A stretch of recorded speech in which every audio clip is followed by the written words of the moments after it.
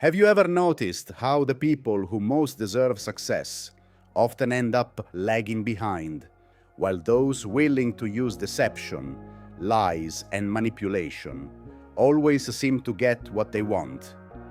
How can we explain this discrepancy in the world we live in? Why, in a scenario where the good should be rewarded, do the worst end up standing out? How can we accept this reality? Could it be that deep down, the principles of honesty and hard work are not really compatible with success? Or is it that, in a world where the struggle for scarce resources is inevitable, the only way to reach the top is by sacrificing ethics in favor of power? These questions challenge us to reconsider our view of what winning really means. If you've already noticed this dynamic and want to understand more about how to balance strength and integrity in a competitive world, leave your comment below and take the opportunity to subscribe to the channel. Nietzsche saw power as a primary and inevitable force, not linked to any traditional morality. For him, power is neither good nor bad, but a raw and fundamental truth of human existence. And it is in this context that we should understand why the most ruthless people often seem to achieve what the most virtuous cannot. To this end, he offers us a provocative idea: the morality of masters versus the morality of slaves. Visualize two combatants on a battlefield. One is fierce, without hesitation. He acts according to his own will, without asking permission, shaping the world around him. The other, more cautious, constantly seeks approval and validation. He expects the universe to reward his kindness and follow the principles of justice. Who would survive? Who would stand out? Nietzsche believed that true morality was not something imposed or universal, but a historical creation generated by the struggle for survival and power. For Nietzsche, the morality of the masters is the morality of the strong, of the dominators. It celebrates strength, courage, and the ability to impose one's own will on others. For the masters, the good is that which expands their dominance, which reinforces their self-sufficiency. They don't seek excuses or approval. They are the measure of their own worth and make the rules. The weak is just a stage to be overcome, not something to be preserved. On the other hand, the morality of slaves is forged by the oppressed. It preaches humility, sacrifice, and resignation.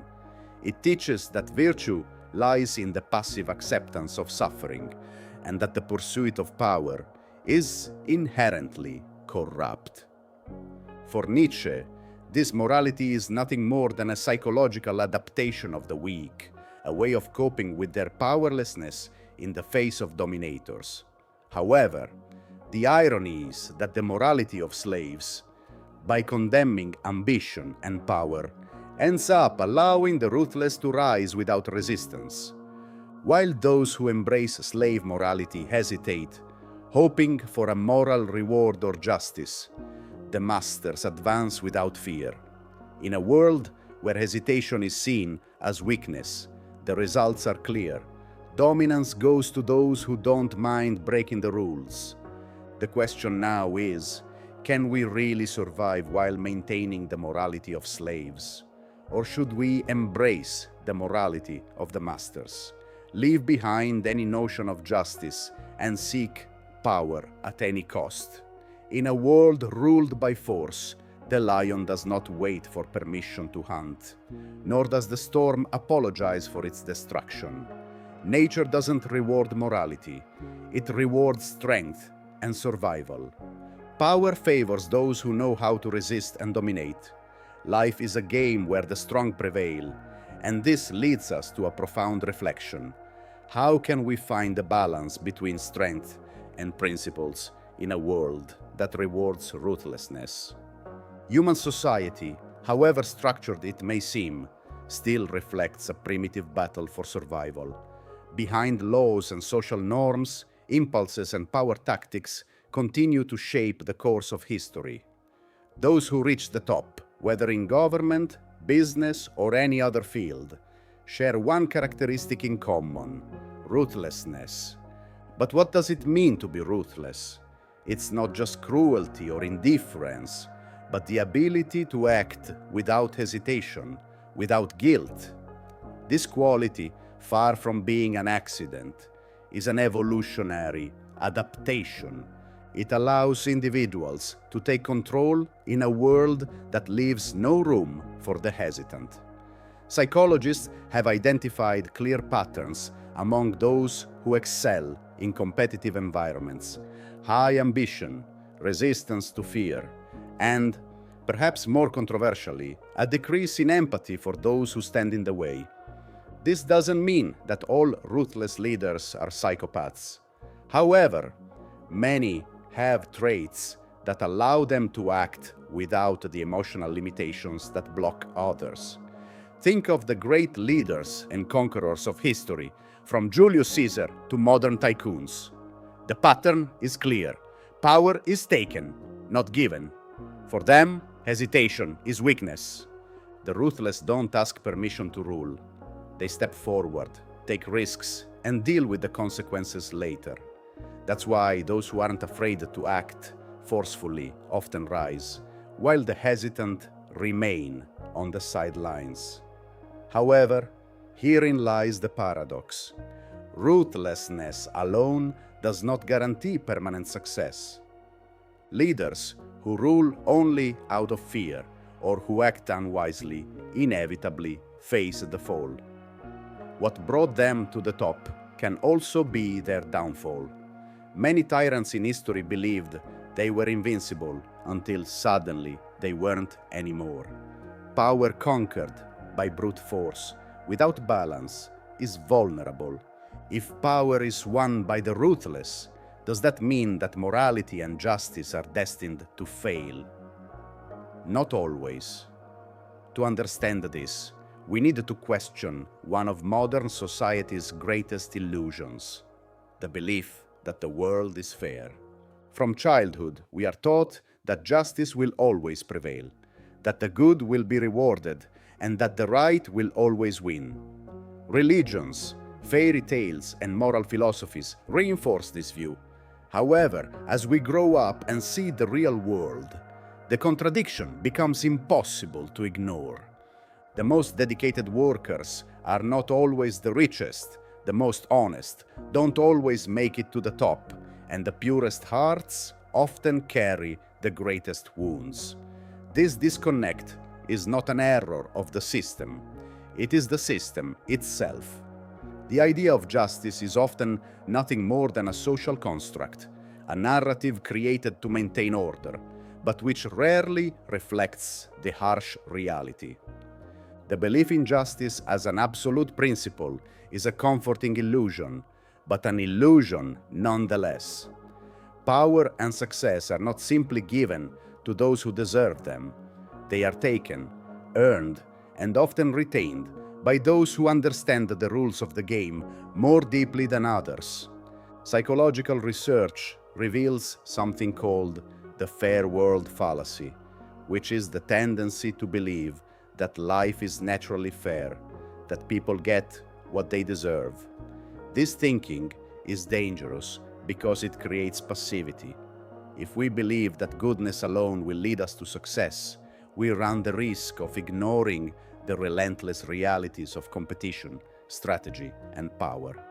While we wait for justice, those who don't share our illusion are already advancing, dominating spaces, and gaining ground. But does this mean we should abandon our morality? Or should we put aside our principles in pursuit of power? The answer is not so simple. The key is to understand the game without becoming a prisoner of it. The greatest suffering often falls on those who believe that being good and fair alone will be enough. But those who learn to balance integrity with strategic thinking, who know how to unite strength with kindness, are the ones who can actually rewrite the rules of the game. The truth is that justice doesn't lie in waiting for it. We need to create it. and that requires power. Nietzsche saw this struggle as one of the central forces of human existence. He didn't indulge in the illusion of universal justice or succumb to ruthless cruelty. Instead, he pointed to something higher, the ability to transcend both weakness and cruelty, a way of going beyond the limitations imposed by conventional morality. To understand this, it is necessary to explore one of his most revolutionary ideas, the Übermensch. Imagine yourself standing on the edge of a vast, deep abyss. Behind you is a world full of injustice, limitations, and oppressive conventions. In front of you, the unknown, a path that only the brave would dare to tread. Most will hesitate, shackled by fear and doubt, but a few will dare to take the leap.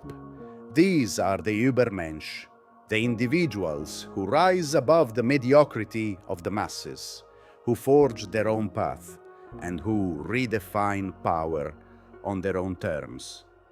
Nietzsche's idea of the Übermensch is not about brute force or blind domination, but about self-overcoming.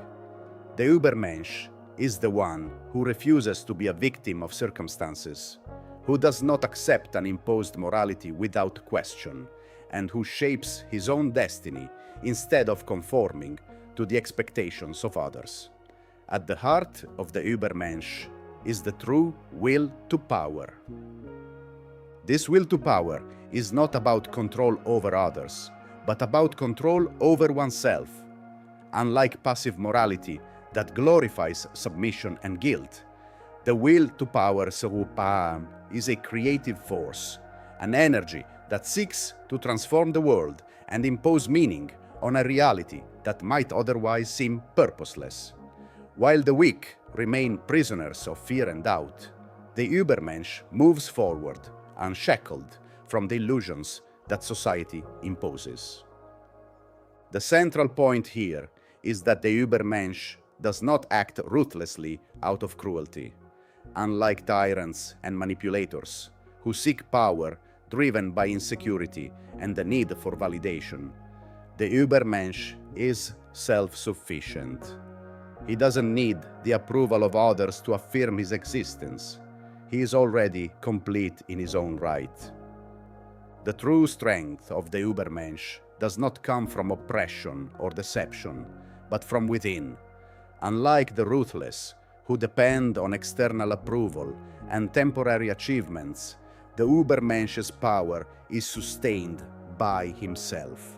That's why people without morals can reach high positions, but can never truly transcend. Manipulators play a limited game, accumulating victories through force and illusion. The Übermensch, on the other hand, transcends this pattern, choosing a much larger, never-ending game. He doesn't just conquer, he creates something lasting. But how do we apply this vision to our lives?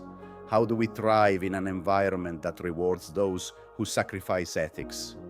The answer lies in seeing power not as a weapon, but as a strategic tool. Imagine yourself in a competitive scenario where the rules are made by those who don't hesitate to manipulate. If you hesitate, if you expect justice to prevail naturally, you lose. This reality is experienced daily in business, politics, and social relationships. Ruthless people know this and act without mercy. But do you have to imitate them to survive? Actually, there is a third way. You don't have to choose between being a manipulator or a victim. Nietzsche proposes transcending this duality by combining strategy with integrity. It's not about domination without limits, but about understanding the game deeply in order to win it without losing authenticity. To follow this route, first abandon the naive idea that the world should be fair. It isn't. It never has been. Winners understand this and don't waste time complaining. Instead, they learn the rules and use them to their advantage. Power is not something you gain by waiting, but something you gain strategically. But beware, this doesn't mean abandoning principles. It means developing what Nietzsche called strategic empathy, deeply understanding the motives of those around you, anticipating their actions, and responding assertively without having to resort to dishonesty. Most people live dominated by fear, fear of failure, rejection, or loneliness. The Übermensch, on the other hand, develops an unshakable inner confidence. This means accepting risks, facing discomfort, and above all, building opportunities without asking permission. This strategic relentlessness differs radically from the irrational brutality of manipulators.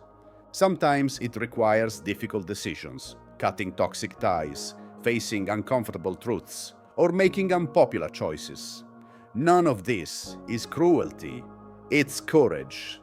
The difference is that manipulators rise quickly, but often fall just as hard. Their power is built on exploitation, not creation.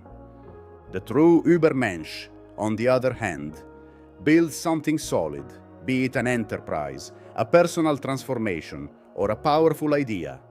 When you create genuine value, you become indispensable. You don't need to manipulate, because your power is legitimate and not stolen. Is it therefore possible to win in a world that seems to favor the ruthless? Absolutely. But this requires abandoning old beliefs, stopping waiting for the justice of others, and starting to gain power according to your own principles. Are you ready to master your own path without losing your essence? Then like the video, share it with those who need to hear this message, and subscribe to more content that will transform the way you think and act.